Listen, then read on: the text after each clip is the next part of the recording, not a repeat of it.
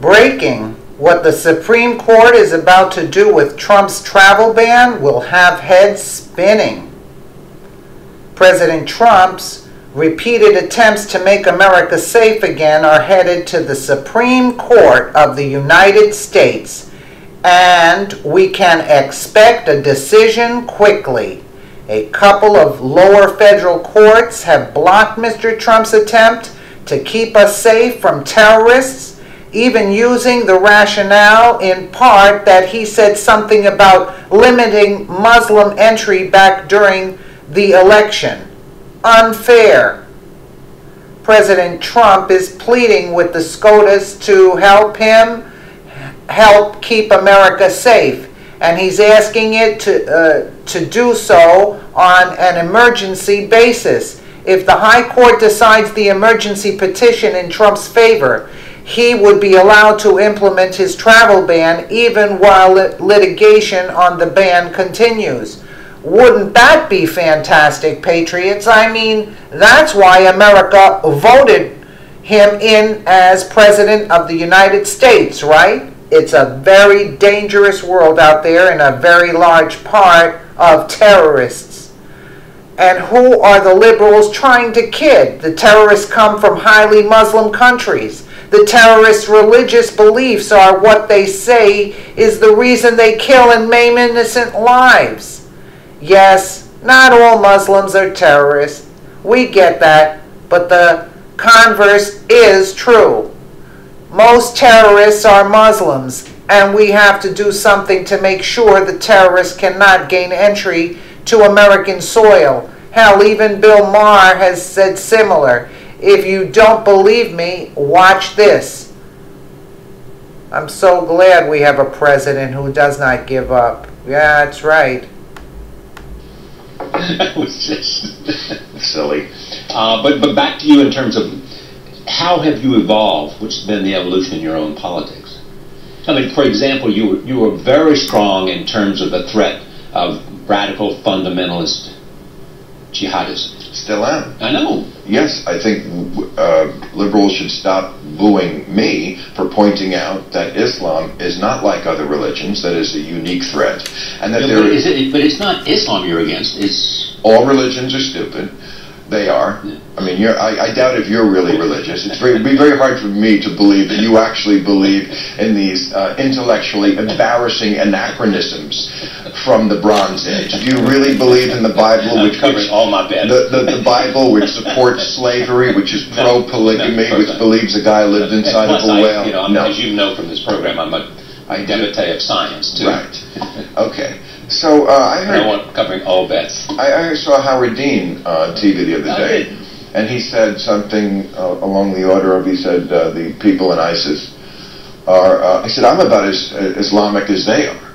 You know, distancing the vast numbers of Islamic people around the world from it. That's just not true. It is true. It is not true, Charlie. There is a connecting tissue between. You mean behind every Muslim is a future member of some radical. Let me finish. I thought I was doing that. There are illiberal beliefs that are held by vast numbers of Muslim people that I don't think... Vast number of Christians too. No, that's not true. Not true. Vast numbers of Christians do not believe that if you leave the Christian religion, you should be killed for it. Vast numbers of Christians do not treat women as second-class citizens. Vast numbers of Christians I agree with that. do not believe that if you draw a picture of Jesus Christ, you should get killed for it. So yes, does ISIS do Khmer Rouge-like activities where they just kill people indiscriminately who aren't just like them? Yes. And would most Muslim people in the world do that or condone that? No. But most Muslim people in the world do condone violence just for what you think. They do. First of all, they say it. They shout it. Vast majorities of Muslims. Absolutely. There's a Pew poll of Egypt done a few years ago. 82%, I think it was, said stoning is the appropriate punishment for adultery. Over 80% thought death was the appropriate punishment for leaving the Muslim religion. I'm sure you know these things. I know. Well, I do. So, but I claim don't. that this I don't religion believe. is like other religions is just naive and plain wrong. It is not like other religions. The New York Times New York Times pointed out in an op-ed a couple of weeks ago that in Saudi Arabia, just since August 4th, I think it was, they have beheaded 19 people, most for non-violent crimes, including homosexuality. You've got the hands off the thief. Right. Okay. So we're upset that ISIS is beheading people, which we should be upset about. But Saudi Arabia does it, and they're our good friends because they have oil. Right. Okay? But they do it too. This is the center of the religion. I'm not saying... They're now fighting against ISIS too. They're joining us in the fight, as is the Emirates. Well, they are both fighting ISIS, and they are for ISIS. Well, not the government. I mean, some of the private... Certainly the government. It's a bit like today... about Qatar. There's a big story in New York Times. Absolutely. About Qatar. Yeah, but... and there's some guy there is supporting, who's a Muslim in... But, I mean, in Mecca, where infidels, non-Muslims, are not even allowed in the holy parts of the city. I mean, right there, we don't have that example in other religions. Okay, they do behead people. Now, if they were beheading people in Vatican City, which is the equivalent of Mecca in... Don't you think there'd be a bigger outcry about it? So this is the soft bigotry of low expectations that we have with Muslim people. Yeah. When they do crazy things and believe crazy things, somehow it's just not talked about nearly as much. Would you come to this table and have a debate about this with a moderate Muslim? Find one, yes.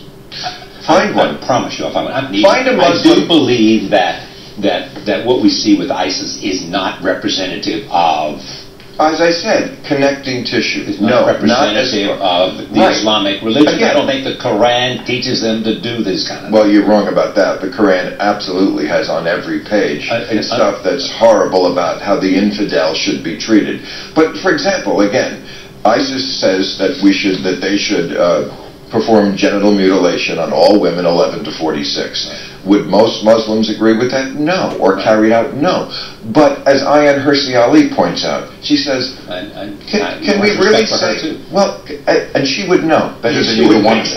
She said, can we really say that women are treated equally in the Muslim world? I mean, their testimony in court is very often counted as half. They need permission to leave the house in some places. But a lot of moderate Muslims would say, in fact, one of the things that we need to modernize is the idea of the way we treat women.